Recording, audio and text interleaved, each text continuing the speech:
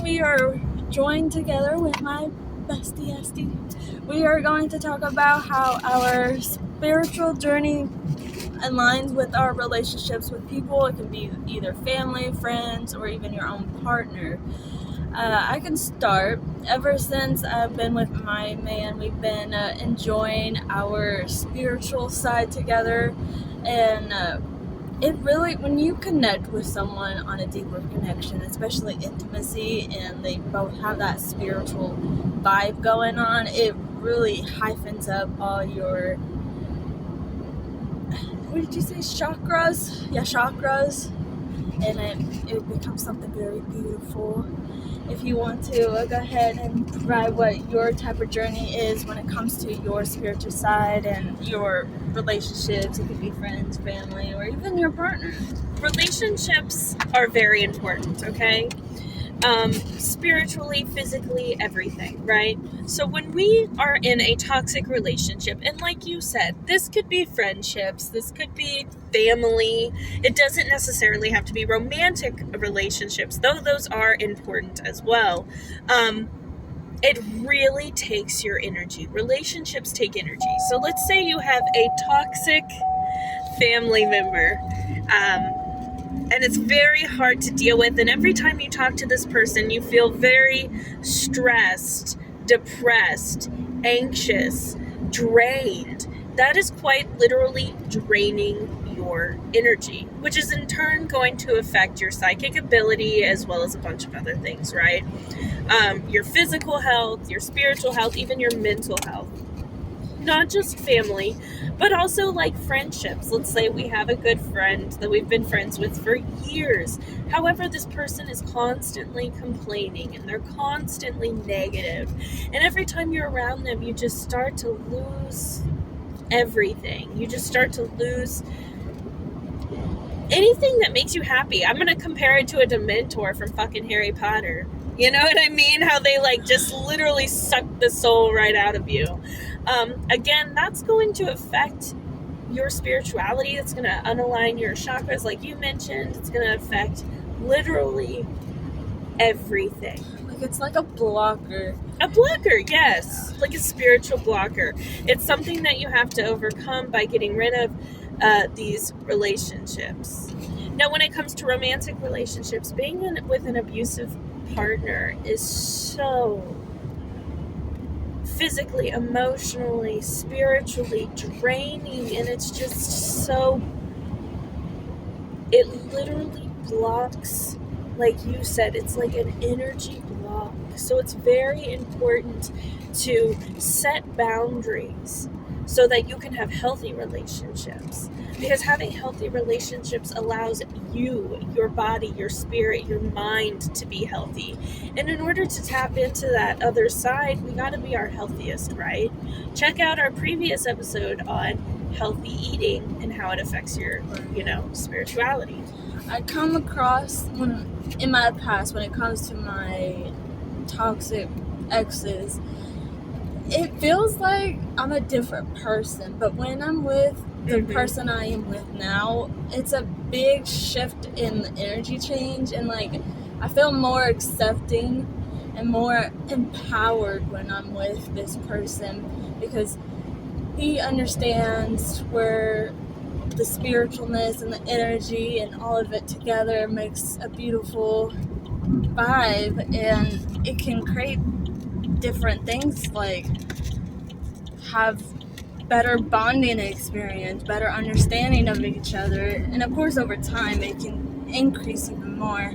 But even with friendships, you really come across how certain people react to what you believe or what is right and wrong, and then you really can tell who is more negative and who is more positive, and then you like, okay, well, this person seems way too more fake, and at the end of the day, you have a smaller circle that you call really good friends, and even family members. It's really eye-opener when you I like what you say. I like what you say when you say a smaller circle, because I feel like the problem is when people have huge circles, it's so much easier to let the bad vibes, for lack of a better word, in. So having a tight-knit circle of people that you trust spiritually, physically, mentally, emotionally, I think is a lot healthier than having this huge, like, I'm friends with everyone type vibe. Popularity type thing, exactly. Because it's like, first of all, if you have so many friends, how close can you be to them? Right. But also, it just allows anyone and anything to really come in and disrupt your nervous system, really. So on the topic of healthy relationships, we've discussed negative relationships this whole time, except for when you mentioned your partner. Healthy relationships is when people help each other grow. Spiritually, physically, mentally, emotionally. I feel like I just keep saying the same thing over and over again. So when I say help each other grow, I mean it all, right? So we help each other grow. We help each other thrive. Not just thrive, but push past. So we're all going through our own awakening. Sometimes we get hit really hard with an awakening, right? I did. Yeah, well, I was same. crazy. Literally same. I was nuts. When I went through my first mega awakening, which, again, check out our previous episodes. We discussed spiritual awakenings, I believe. I literally went off the wall batshit. Like, God damn, I was so high all the time. Yeah, there was a period even with one of my exes, I was going through getting high. There was a point where this might be a dark part of my life, but it's okay. I'm willing to share my journey to relate to other people so people don't feel alone. But with one of my exes, I ended up going to a gas station and buying a bunch of shots. And like behind there was like a little field that you could just sit down. I started drinking these shots, and then my dumbass decided to, you know what, I'm gonna start walking home. You're not supposed to be publicly intoxicated. That's, I think, illegal. But my dumbass, you know what, let's try to walk home. Did you get in trouble with the law? Well. Okay, I'm sorry. That was a stupid laugh. I'm so sorry. It's okay. Looking back at it, yes, it was a stupid thing I have done, because I could have gone to jail for this shit. But I ended up going back to my apartment, and I made it to, like, the building. Right. I ended up sitting down, and then this lady comes up to me asking me if I was okay, and I clearly was, like, drunk. Yeah. And I was responsive, but not really. Spill the tea. Yeah, but I was so wasted, she ended up calling the cops on me. Oh my fucking God, dude. So I ended up, in my head, I was like, I need to get the fuck out of here. Oh my God, I'm fucked. I ended up going to the stairs. I was like, I guess this is good enough. Next thing you know, I have the police lady tap on my shoulder. Oh my God, Anna, I'm sorry for laughing. Please continue. It's okay. I know. The one thing about when it comes to life, you kind of have to laugh. You have to laugh at it. We've all done crazy fucking things. Exactly. Continue. But anyways, the police lady taps on my shoulder, and she noticed I was drunk. I was like, fuck, I'm not going to jail. So I immediately... I'm running! I immediately book it. Luckily, my apartment door was just up the stairs. So I immediately went into the thing, and I ended up closing the door, laid down, knock, knock, knock. My ex at that time answers it, and the lady's like, make sure you just keep her in there. She shouldn't be out and about like that. But yeah, that was my experience with living with a toxic, narcissistic bastard and having to deal with that. That's trauma. Yeah, exactly. Like you said, we have to laugh at it or else we cry. Exactly. And that's another thing about energy vampires and toxic people that like to come and fuck with your energy is they make you do things. I mean, do they physically make you? Not necessarily, but it's almost like they push you into doing things that you wouldn't normally do. You know what I mean? And when you come across a narcissist, Yeah. holy mackerel, they take a lot of energy out of you. Well, there's a thing called reactive abuse, which means they push you and push you and push you until you react, and then you seem crazy, and then they say, "Oh, well, look how fucking crazy you are." Yeah, gaslighting. I got a lot of gaslighted with my last ex, but he was mainly just an angry man, which I think my sister said he might have had schizophrenia.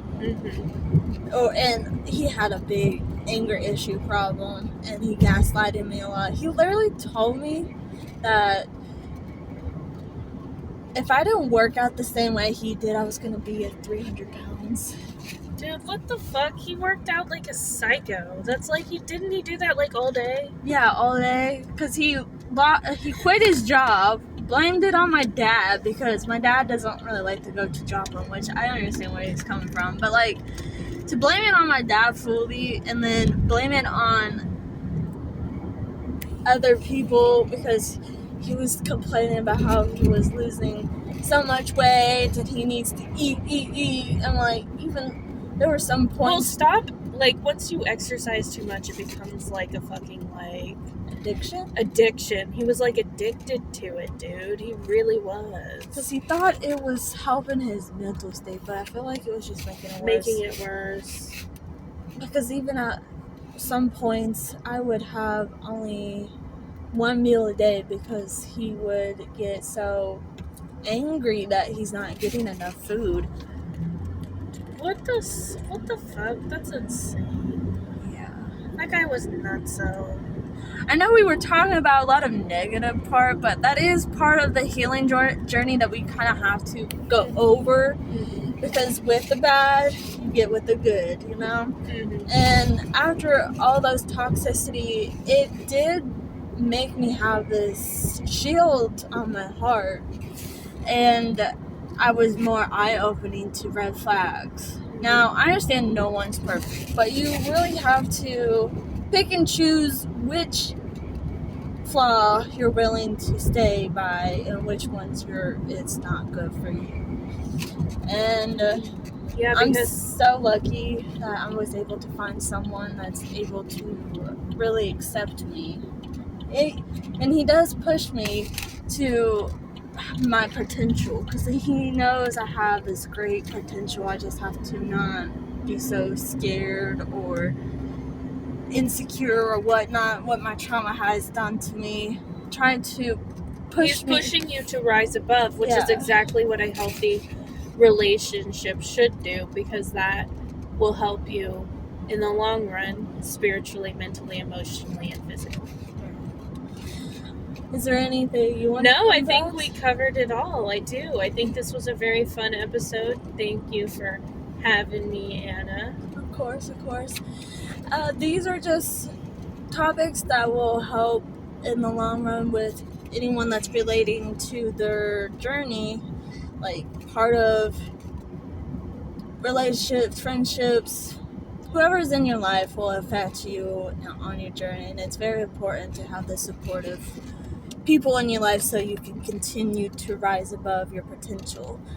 But now we're gonna say our farewells. We will discuss another topic next week. Stay tuned, like, comment, subscribe, click that bell button to be notified whenever we upload a post. But anyways, see you later.